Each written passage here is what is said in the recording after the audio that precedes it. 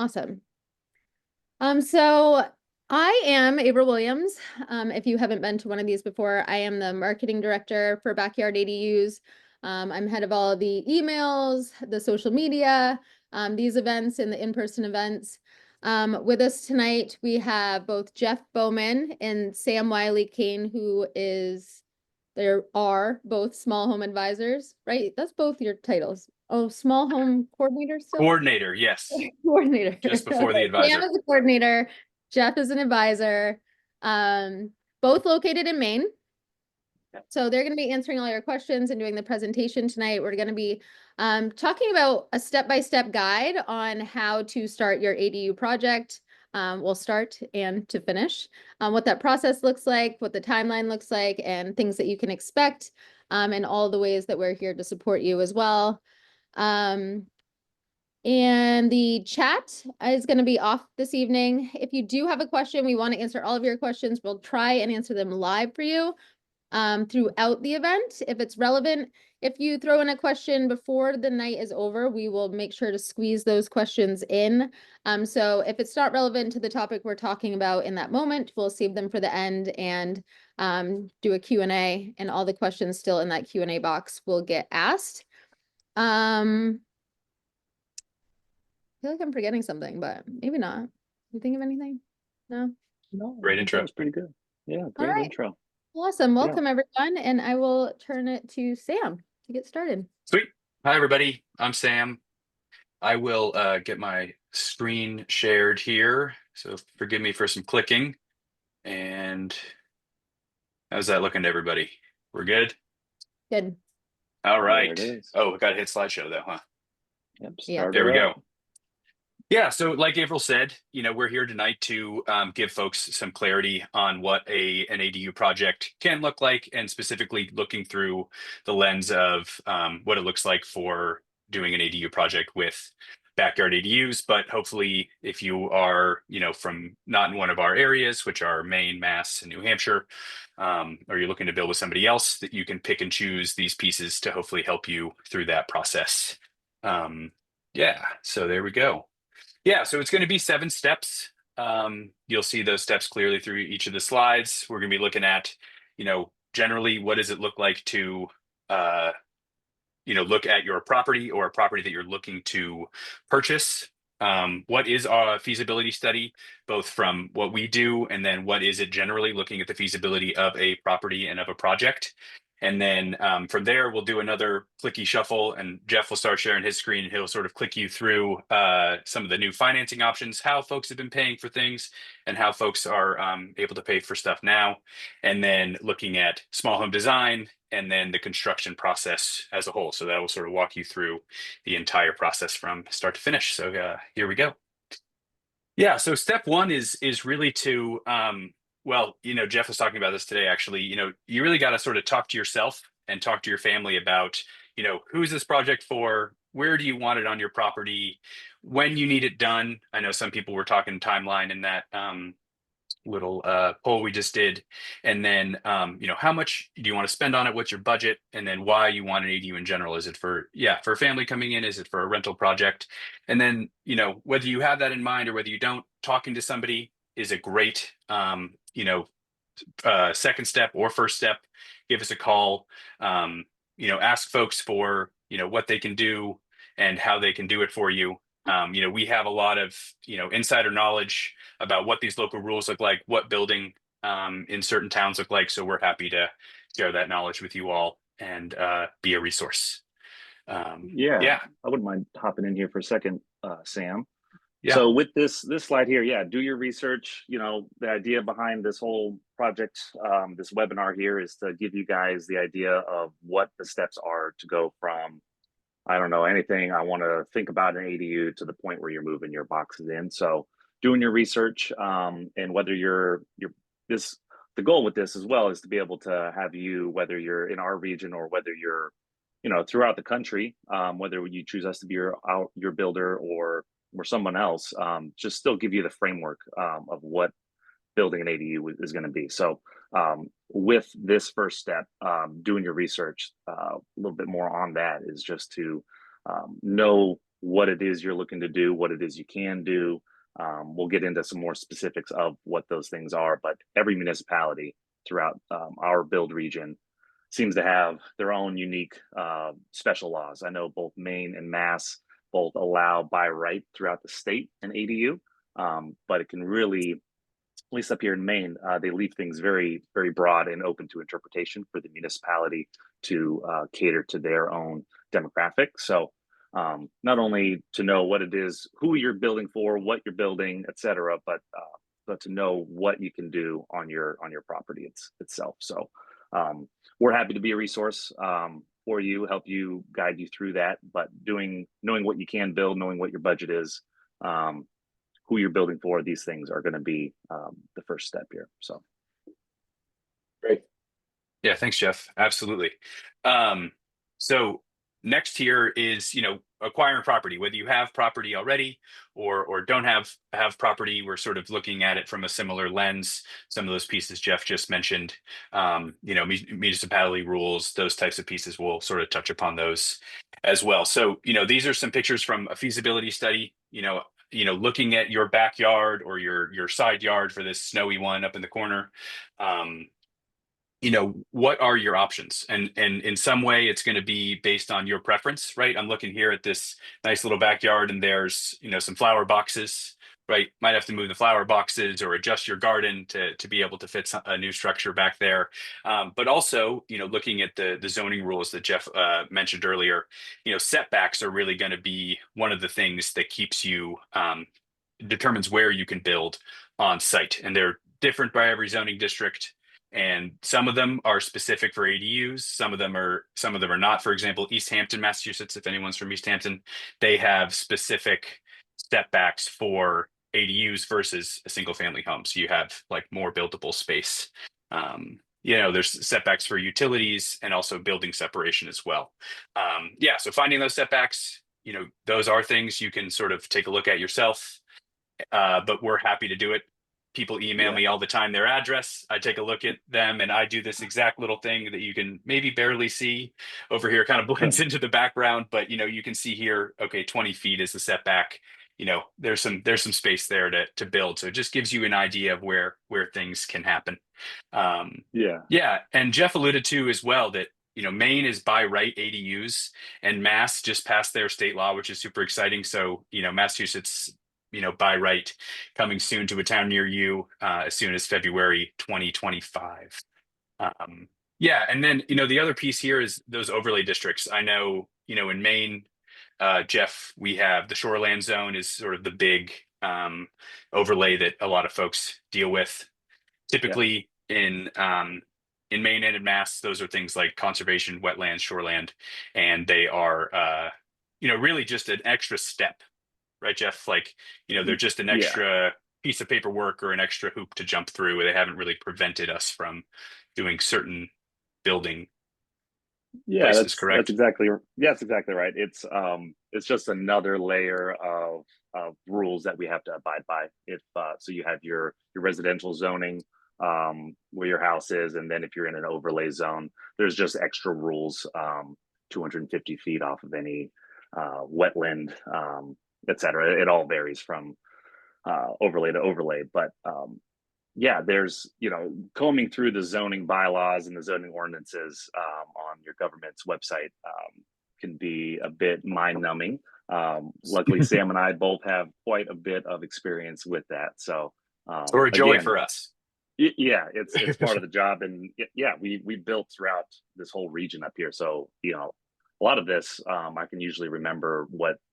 Although I was going to use Portland as an example, Portland just now is redoing their zoning code, but I can remember pretty much a lot of different municipalities and what their requirements are. So happy to always look at help with that research, but some funky differences just to tie in a little bit more on the zoning rules here. Like in Portland example, you're allowed 2 ADUs by right. In every residential district, which is fantastic. Portland's very permissive and aggressive with that. So that can be attached, detached, within an attic space or above a garage in a basement. We specifically focus on detached and attached ADUs, but new construction is typically what we do. Wells in Maine, they have a very tight, restrictive law that allows only 600 square feet of buildable ADU. So that's fairly small. The point of all this is just to say that it's going to vary pretty wildly from municipality to municipality. So all of this information should be available on your government's website, or you can also usually give them a call. Usually people at the planning office or the code enforcement are happy to help their constituents. Yeah, absolutely. And then, yeah, to add just a little piece about the mass changes that are coming. There are some towns in Mass that have ADU rules, but mostly they require a special permit and certain paperwork and filings that have to be done, and they stretch timelines and add add pieces to the project. But the state just passed their rules, so now the state has passed guidelines for municipalities to come up with their own rules with, under their certain guidance. So if you have questions about that, I'm sure we're going to do a webinar about that. But if you have questions, or we already have done one, if you have questions about those specifics, email me, and there's a handy webpage from the Mass state government that has sort of what's laid out and what you could expect. But again, calling a town is a great step to see, are they changing their rules, and what's the update? We do have that recording, the legislation, the change in legislation, Mass Affordable Homes Act is up on our YouTube.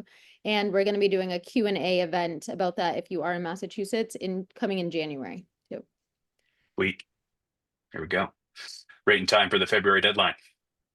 Yeah, so this is if you own a property, and sometimes folks are looking to build a single family home with us, or you're looking to build a single family home yourself. So thinking about what those pieces are, as well as what if you're looking to build an ADU at a certain site. And one thing that came to mind is some folks reached out and did a tour with us a little while ago, and they're looking to bring a whole family together, grandparents living there, and then their kids and grandkids would all buy sort of a house together, with the mind of sort of multi-generational living. And one of their strategies is, hey, can we find a house that already has an ADU there? So whether it's within the structure or whether it's detached, so just that is a possibility for folks. There are places out there that already have ADUs as part of the lot. So that's also a possibility if that's what you're looking to do. Also, if it's a larger home and you don't need all that space, converting a couple bedrooms is also a possibility.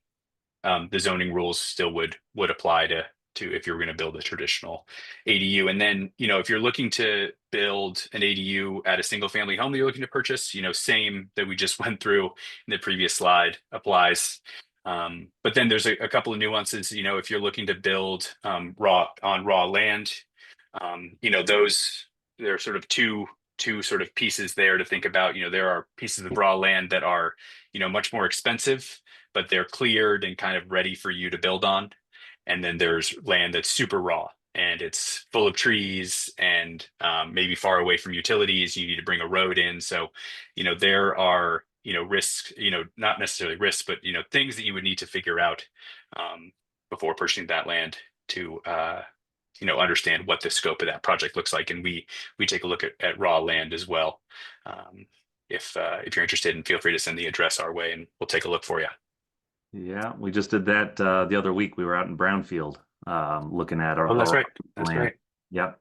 Did a feasibility study out there. So, up here in Maine, it seems like there's a fair amount of folks that are attracted to building with us that are looking for a single family home. And, it's the soup to nuts. We need water, utilities, septic, the whole nine, road, bought a piece of land, and now what do I do with it?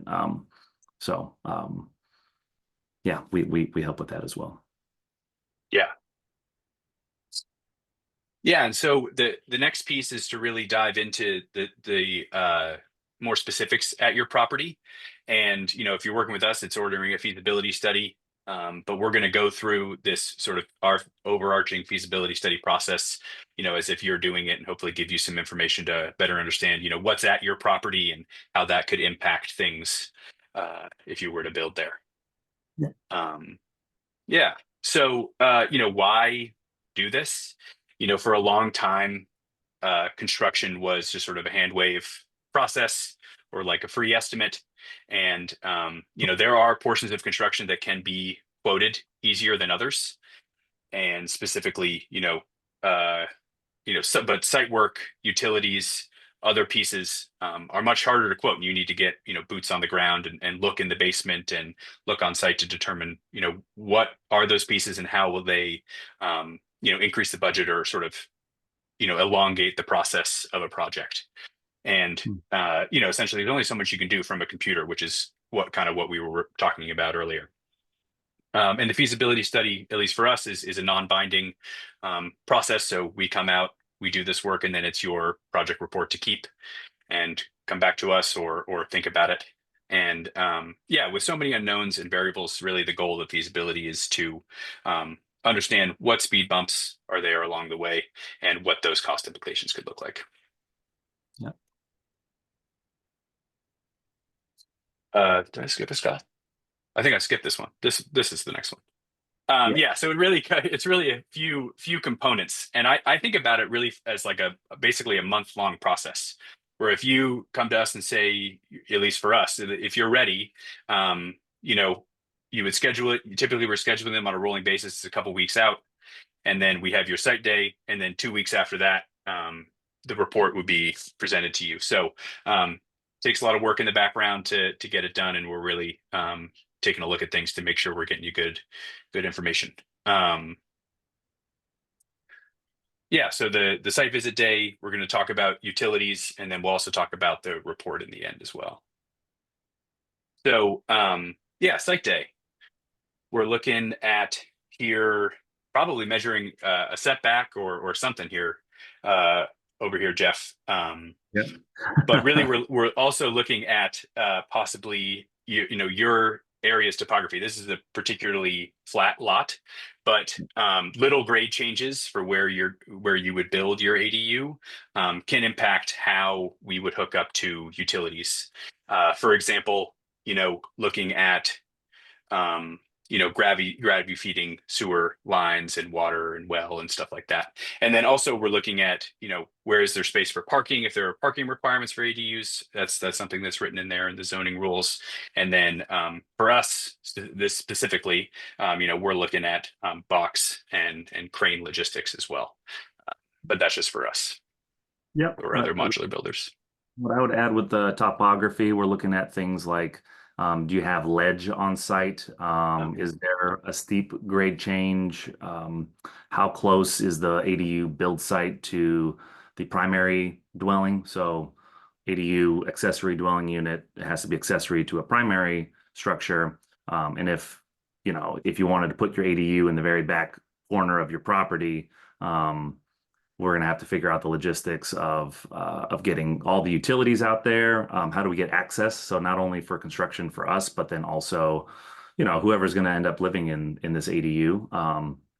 So pathways or driveways, things can start to get more expensive depending on certain site restrictions. So. Right. Yeah, you would want to get ahead of that for building like that.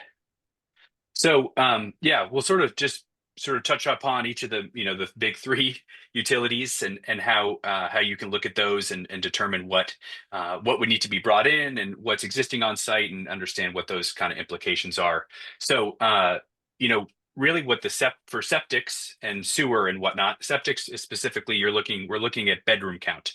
What's there now, and then how many bedrooms are proposed. You're looking for 2 bedrooms because a family's moving in out back that has kids or something like that, and it's really determined by both the tank size and the leaching system, both of which we can look at and figure out what would need to be brought on site to have that extra bedroom capacity. Typically tanks adding a tank for the ADU is a little bit more less of an expensive option, whereas the leaching system is more involved and more expensive. And like I said earlier, we're looking at those grade differentials to see if we can gravity flow those systems. And pump systems are certainly a possibility for ADUs. Jeff, I'm sure we've done a bunch of them. Is that right? Yeah. Yeah, we typically try to avoid it if possible, but it's not always possible. And pumping's at the end of the day, it's not the end of the world to have to Right. do that. It's kind of a give and take with every circumstance. But if that's what seems to make the most sense, then that's what we'll go with. Um, to tie on to the septic for a second as well. So we'll look at the age of the septic system. If you're on septic, we'll look at, can we expand the leach field? That's sometimes a thing that can happen. Some of these systems, septic systems, can be actually add capacity to it, depending on what it is. Age of the system definitely matters. Yeah, so just kind of going through where we're putting everything and how we're attaching the utilities is going to affect not only the overall cost, but also just how you guys are going to, how whoever's building is going to use the systems. So we Yeah. make recommendations based on what are the current conditions and knowing what the needs of an ADU typically are, and make a suggestion. Yeah, and I would add too that Maine and Mass, from my understanding, are quite different. Maine is Massachusetts specifically, excuse me, has specific rules around Title V, and then also local health departments will make recommendations or have rules. So basically, if pre-96 is the cutoff for Massachusetts. So you can connect to a pre-96 septic in Mass if you have the available capacity, but if not, you're going to have to sort of modify the existing and would require more engineering work, and you'd really have to prove that it actually works. And then another just sort of tidbit of knowledge is, Maine, if you're looking in Maine, you only have to build a 2-bedroom septic. That's the rule. And then in Mass, you have to build at least a 3-bedroom septic. So another piece there.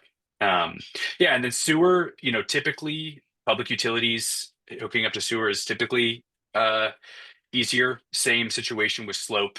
A pump might be needed depending on where you are looking to build the ADU, but really the Department of Public Works is going to determine what the connection method is going to be, and we would coordinate that. But yeah. Yeah. And then, oh, go ahead, Jeff. I was going to say a quirk with that, in Portland, we have to put a manhole cover over the connection point for the ADU sewer line to connect to the primary house sewer line. They've got a lot of very specific rules around how things are connected, those are all set in place to make sure that that the homeowner is not getting something pulled over on them, but it is quite cumbersome to go through. So every municipality is different. Yeah, right. I'm sure there are other examples of similar things like that in Mass and other places in Maine too. Yeah, and then looking at water, wells are frequent up here in Maine and on the on Cape Cod as well, where we also build. But really what you're looking at is what is the refill rate or the flow or the recharge of the well to see, can I take a shower in my house, and can my mom living in the ADU take a shower at the same time, to make sure we have enough water, we're not losing pressure and whatnot. And this reminds me of that. Typically you can take the cap off a well and see underneath what the refill rate is, but Jeff and I went to a feasibility study one time, and it was nothing was etched in, and I don't know who was in charge of that one, but yeah, the it was a company was mystery. defunct that installed Oh, it. gotcha. It's not even in business anymore. But we were Gotcha. able to find it. Just Oh, for nice. they got bought Yeah. out by somebody else, so we were able to find their record. Good. So we had the records. I was going to ask. That's great. Yeah. So, you can look at that and figure those things out. Oh, I wanted to actually bring one thing up about septics too, is, calling your local health department, you can figure sometimes you can get your septic plan. Sometimes if you bought a house, it came with it. There is a website in Maine, if you're in Maine and want to learn about what your septic is. I don't remember what it is off the top of my head right now, but if you want to look up your septic plan, shoot me an email and I can send you the link to that.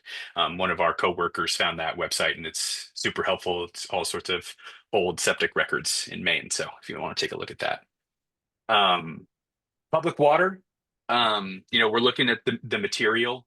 Um, PEX, copper are great materials, galvanized, not so much, but really it's the size of the pipe as well as, same situation, making sure that whatever you have coming in is not going to create some sort of pressure drop uh, for, multiple showers going on at the same time. Yeah, the way they Um, typically rate those is if you were to have basically all of the faucets, all of your fixtures on in each house. And so what would that do to the size? Typically if we were to attach an ADU to the existing public water supply, they typically need at least a 3/4 inch water meter. Um, Upgrading the water meter and possibly even the service size might be needed. mm. Yeah, and then the last big utility that we're looking at is electric. Our the way we build at least is all electric. So we have heat pumps, instant hot water, electric hot water, instant hot water heaters. And so the ideal connection for an ADU is a 200 amp service. And actually, this week on Cape Cod, we did, I think maybe for the first time, a 100 amp sub panel, just because of that was the best cost effective option for these folks, and it would work for them. But so there's some ways to get around it, but typically that's what we're doing. And the piece there is just really distance, right? Like how far away are we needing to bring electric to the ADU? The further away you go, it can get more expensive. And you can do, a direct connection from the pole to the ADU or tie off and from the house and over. And I believe like about 120 feet is typically the cutoff for an overhead power without adding another pole. We Yeah, do have a anything. question too, circling back to water. Great. Do you add a well onto the property for the ADU that is already connected to public water in the main house? Whoa, interesting. I don't know if I've ever done that. Can you do that? I guess we'd have to look at what the municipal rules are around that. My thought would be, um, My thought is the public water folks would maybe have something to say about it, but I would be happy to get you that yeah, information if you want to send us your info in town. I would like to know. yeah, I haven't I heard of don't that know. before. I've never thought that question before. Yeah, Good me stump neither. one. Way to go. Yeah, Keep the yeah, questions coming. yeah, exactly. Yeah, exactly. Keep them Oh, coming. I've been stumped, huh? I like it. Yeah, I don't Oh, know. big time, big time. Yeah. I talked to some folks this week who had a septic that was going to two different parcels of land at the same time. I had never heard of that either. So um, new things going on all the time. Yeah. Yeah, and then again, so for the sort of the last piece of the feasibility here, the report. So looking at the site sketch, we've gone to the site day, and now we've compiled all these pieces of information, all these data points, and our team is working in the background to create this report. And so the site sketch, we call it a site sketch very intentionally. It's not a survey. So sometimes we, find pins out on people's property. I've never found one before. I'm not very good at looking for them, but we're using sort of what we can observe on the property lines and what's available from the town GIS or services. So it sort of looks like a survey to some degree, but it's not. It's got more sort of ADU and build focus stuff in there. So, this one, this has, two different ADU sites proposed here based on, what we found and what could be possible. And, we sort of walk you through what those look like, what those possibilities look like. And then, the last piece of the report as well is the nope is the part two of the report here is we'll go through what our zoning findings were. So typically, they're documented here for you, so you have them as a reference. what is in your town, and then what is required, and then also pricing and scope. So this is sort of what you would find on our pricing guide is the sort of typical cost for an ADU, and then based on our findings from the site day, what the additional costs might look like, and you can gives you an idea of what it would look like for us, but also gives you an idea of what these additional costs are, and you can go verify what those pieces look like and whether you feel like that's going to work for you. That's great. Yeah. Yeah. So go ahead, Jeff. I was just going to say the reports are typically these are two small sections of the report, but the reports are typically 15 to 20 pages in length, and kind of go through each of the categories here in the project cost overview. Just kind of go through what the specifics are for each kind of category, what can be built. We do a detailed zoning research, so not only this handy little graph over here, but also just what can be done with ADUs specifically, just site access, all kinds of things. So it's pretty well-rounded, informative report. Yeah, and it's sort of it's that second step of the checklist, right? We're continuing to understand, hey, what are the barriers to entry to getting an ADU project done? Jeff, I think you're next here, so I'm gonna stop and let you we can talk about financing. All right, let's talk about some financing. The next step. So, quick overview of what we've gone through. And I just want to remind everyone, if you have questions, you're gonna put them in the Q&A box down at the bottom. I see some hands raised, but there should be a little button that you can hit Q&A and type your question into, and we'll be happy to answer for you. Great. Everybody see my screen? Yeah. Great. Okay. Yep. So next, so we've talked about your property. We've talked about figuring out who you're building for, what the scope of the project is that you're looking to do, and then you've got to figure out, can we even do that? What are the restrictions, not only on a zoning side of things.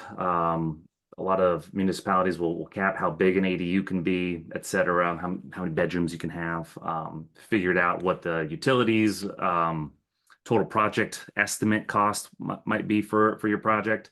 And then with that, you can kind of start thinking about the financing. So obviously, you got to pay for one of these things, and there's a lot of different ways that people can go around doing this. So quick slide on this, understanding small home cost. So the pricing guide that we send out, which we can maybe link here in the Zoom chat, or we're happy to send out after this if you don't already have a copy of our pricing guide. But it has some general pricing for the different models that we typically make. That is a total project cost. So that's not just the cost of the house. That's us being the general contractor, doing the entire scope of the project, from essentially you sitting at this webinar now to all the way to certificate of occupancy. You got the keys, you're moving in. So it's a total project cost estimate. And to break down that total project cost estimate, this kind of breaks down that, only about 40, maybe sometimes 50% of the project cost is actually just the house itself. That's foundation, the exterior, the interior. There's often a lot of different things. 60%, 50 to 60% of the project cost is wrapped up in other things, which is a little, a little disheartening, I guess would be the easiest way to say it. You got to get utilities there. You got to build that foundation. You got to get the land prepped. Just permitting, all of the little things that really will add to the total project cost. So our feasibility study, not to keep beating a dead horse, but we do break down what all of those costs are. So how can I pay for an ADU? Yeah, and it's good to, sorry, Jeff, just to reinforce, right? It's good to get ahead of those pieces, before looking to start a design or building a home itself, to understand what are some of these things that could trip you up in the end, because they are such a large portion of the project. Yeah, exactly. You know, and there are certain design features that you can add to the house that are going to obviously increase or decrease the overall cost of the project. You know, square footage is an easy one to use as a rubric to adjust the price of that, but features like a walkout basement or a vaulted ceiling or, you know, fancy cedar shake siding, tiles everywhere in your house, you know, all these things can really bring the cost up, and there are easy ways to bring the cost down as well that are still good options out there, but trying to keep the budget in mind. It always seems like with these ADU projects, um, it makes sense. I would be in the same boat, but it always comes down to budget. So it's a bit of a give and take, and making sure that you're doing things in the right order, not letting the tail wag the dog. So how do I pay for an ADU? Cash, if you're lucky. You know, maybe you sold a home. Maybe you just are very well off, and you just have $250,000 laying around in an account somewhere that you wanted to build an ADU. Sometimes those are folks. That's typically not the case. So depending on if you wanted to have take out some financing, there's different avenues. If you're doing a smaller amount, maybe a home equity line of credit might be the right option for you. And then both in Maine and Massachusetts and New Hampshire, there are banks out there, private banks that have specific ADU loan programs. So whether you end up doing a construction loan or an ADU loan program, we have lots of financing resources on our website, not only to help you kind of gauge, uh, who are you building this for? Are you using it for, are you building a rental? Are you hoping to get short-term rental money? I know that Portland, for example, just lifted that you can do short-term rental for the first 5 years with an ADU, which is different than what was previously written. So if you wanted to make your money back and get more housing, since there is such a housing crisis and shortage, you could short-term rental the ADU. You don't have to live in the ADU owner occupancy either here in Portland, which is huge. But if you're not doing a short-term rental, or you're not trying to do any kind of rental, maybe you're having your mom and dad or grandparents move into your property. Different financial strategies are gonna be different. So lots of good resources here. The calculator is great if you end up wanting to do an actual ADU loan, easy calculator. But then we also have a lot of different bank programs and partners that we've been starting to partner with throughout the regions that we build in. So happy to make some connections to talk with somebody who does financing. One of my favorite things that we do as well is we've done let me get back to that.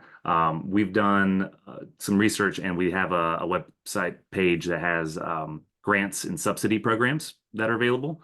So the home modification loan program in Massachusetts specifically can offer $50,000 for folks to build an ADU, which is just righteous and wonderful. I wish that we had that up here in Maine. The city of Auburn in Maine has a similar program of assistance. It's a forgivable loan, the ADUD program, which is fantastic.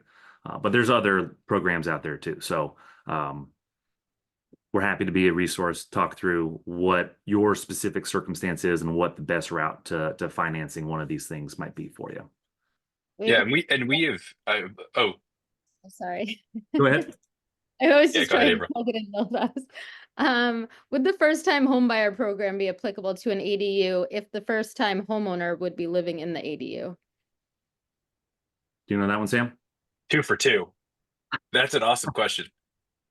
Yeah, I could like take a guess, but it wouldn't be, yeah, it'd be a guess. I could guess as well. I'm like, I could make an assumption, but um especially So with new construction that is gets me to this. If you're a first-time home buyer, you need to be on the owner, you need to be on the mortgage. So it depends on what the terms of that loan are. That first-time home buyer, I've never personally ran through one of those with a client.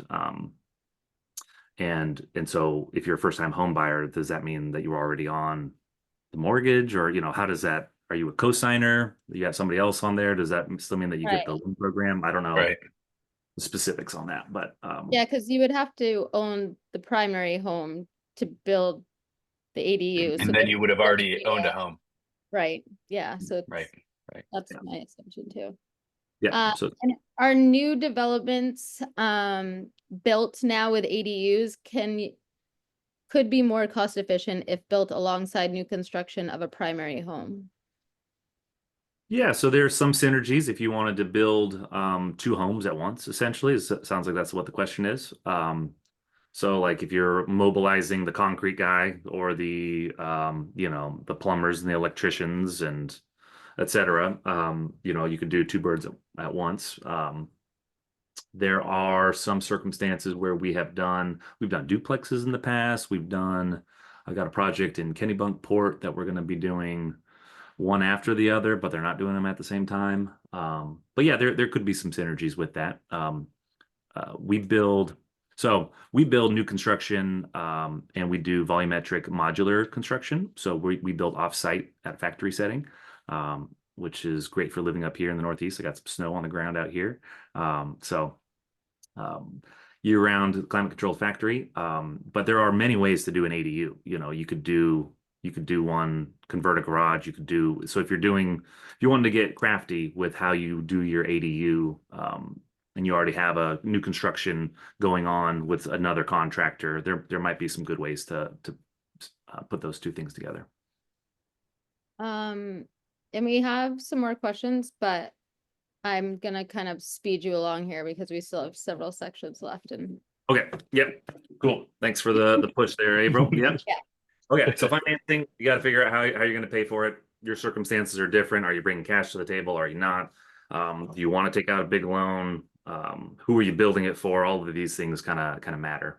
But once you start to figure out what your budget is, and the feasibility study helps give you a range of what an ADU would look like cost-wise on your property, you know, there are what is the thing going to look like? What is the ADU going to look like? So there's this from our website here, different design paths that we do, kind of thinking about building an ADU and building small. I'll try to make this brief. I won't read this whole thing, but you know, essentially we have our own design team, and there's a lot of good resources and books out there that can help think about how to maximize a small space. So we're really mindful of that. Honestly, you could go on our website if you don't build with us. You could look at our designs. They're pretty well thought out. But there's other resources out there too. But yeah, you want to make sure when you're building small, and if somebody's going to be living in this year round, you want to maximize storage. Where are we going to put everything? You want to maximize just every square inch of the design. So our boomerang, smaller option that we do, 500 to 650 square feet, typical size. Really flexible for accessible design. So accessible meaning, you know, ADA compliant. Most of what we build is typically one story, but we can do multiple. So touching on the design for a second, I'll keep these pretty quick. This customer we built out on the mid coast here in Maine. And you know, they wanted to make sure they had an open concept between the kitchen and the living room. They needed to have a wood stove, so they got a wood stove installed after we got done with our side of construction. There's wood stove companies that come out and do the whole thing for you. So they got that put in there, but they wanted to make sure they were designing around that. So we put that in the living room.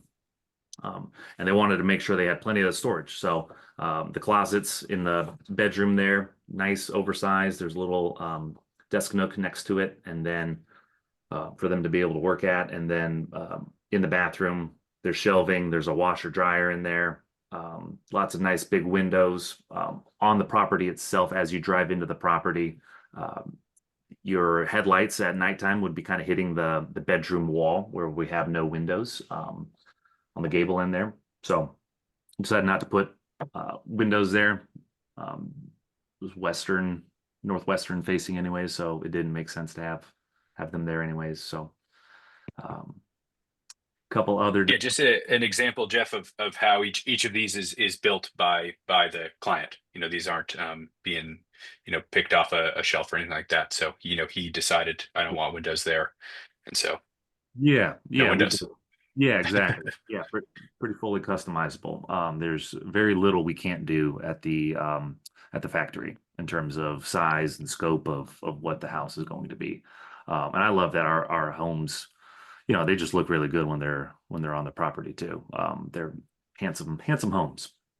Um, this one they were going to use as a rental space and for visiting grandparents. So built this one. They had a very um, cognizant budget number in mind that we wanted to be under. So they ended up taking on paint. They actually painted this exterior themselves. I thought they did a great job. Um, but they took on a couple projects themselves just to help make sure that things were down. Yeah, and then in terms of the layout, they didn't need a closet in the bedroom because they have some furniture pieces. So we eliminated that. We wanted to have a nice big glass door to the bedroom, second form of egress. The washer dryer single units are really cool. It's a heat pump dryer technology now. I think they're just as good as typical washers and dryers now. So for what it's worth, a little bit more expensive, but one unit instead of two. Um, Interiors of some of what we've done. This kind of highlights some of our different options that you have. So like the kitchen on the left has an island and ceiling height counter, upper cabinets. The photo on the right has just our standard 30-inch kitchen height cabinets and no island. And they have LVP on the or vinyl laminate, that's the word, countertops on the photo on the right, and on the left they have quartz countertops, all kinds of things that you can do. The fun part of designing the home and all the finishes.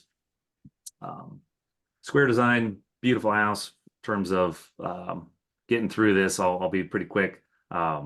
Needed to have a farmer's porch, needed to have a bedroom on the first floor, and then wanted to really have a expandable phase two, so to speak, second story. So there's a full second story, unfinished. You can see on the right, Dixie, the model here in both photos. But the house turned out great, and we're actually going to be finishing this second story here for her this winter. She asked us to come back. I always do a poor job of taking photos after we've actually completed building a home. So here's some finished photos. I'm sure April appreciates seeing finished photos. I mean, I took them, so I like that you're using them. Yeah, exactly. He's the only one who takes finished photos for it. Everything else has porta potties and everything else in the photos. But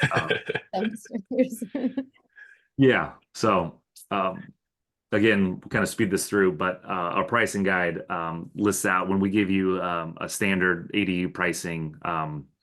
We'll say what pricing line we're basing it off of. If you don't care too much about having quartz countertops and having some more simplistic, basic finishes because you're going to use this as a rental, or you just don't care to have quartz countertops. I don't really care myself.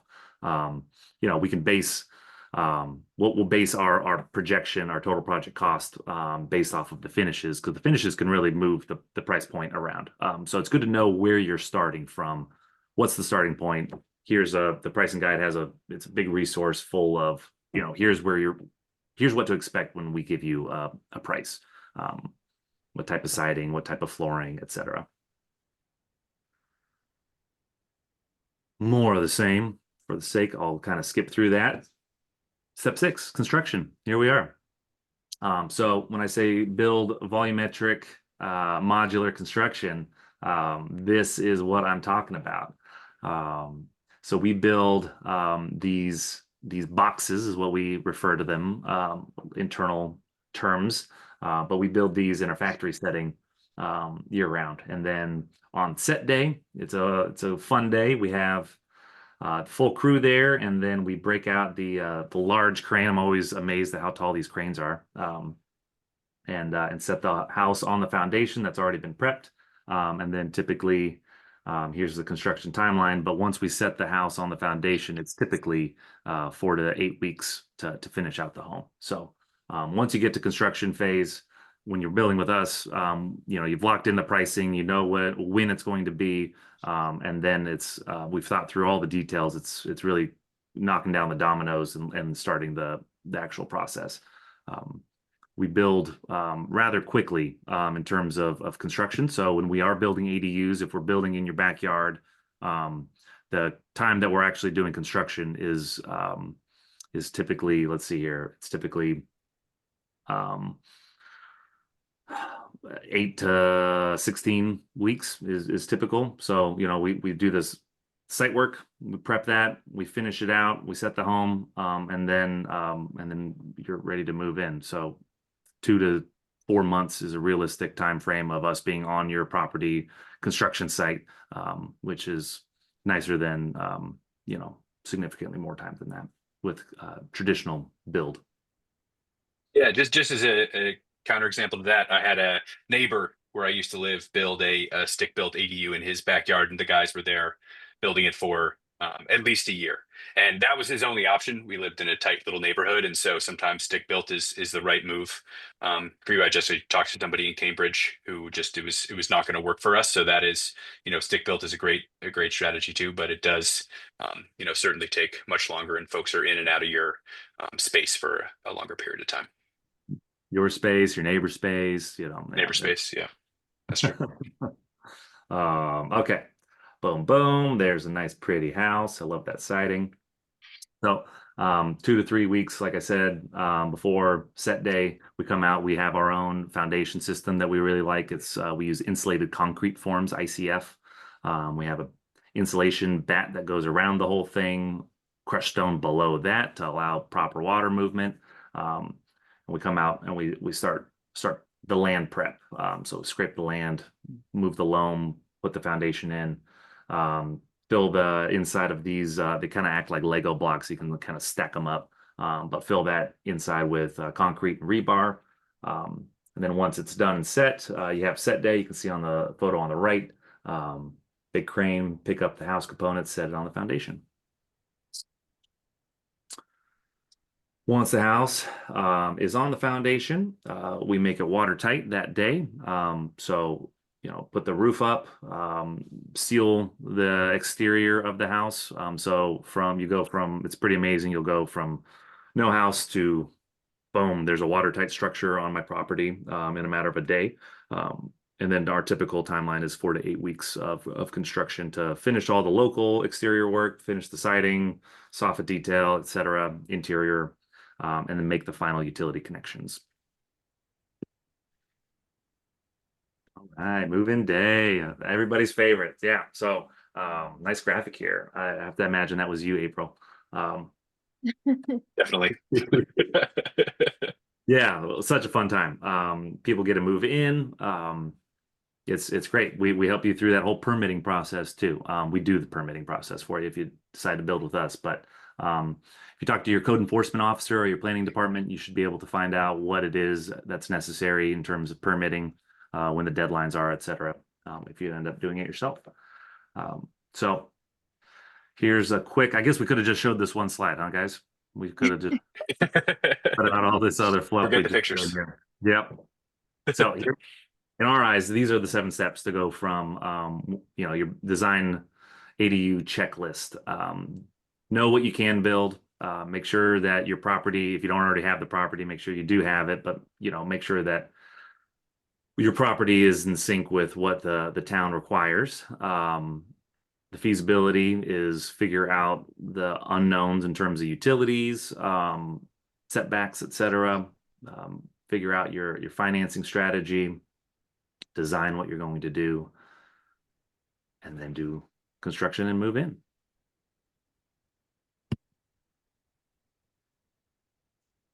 All right.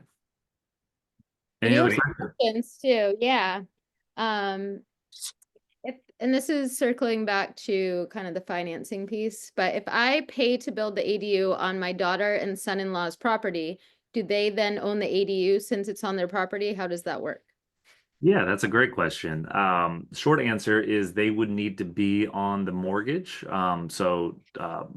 So yes, they would. However, if you wanted to make sure that you had, this is an often situation that we come across. So, say this circumstance where you want to build it on one of your children's property, but maybe you have multiple kids, and when the time comes, you want to make sure things are split up evenly. There are the easiest solution is to just involve a lawyer and make sure that things are as evenly distributed as possible for you. But short answer is the homeowner, whoever owns the primary house, needs to also own the ADU structure. Owner, yeah, either not necessarily owner occupied, but they do need to be on that mortgage. So you can still finance it, yourself, and then just figure out a solution that works for you and your family is really And how. I think this kind of circles back to with the question about the first time home buyers thing, which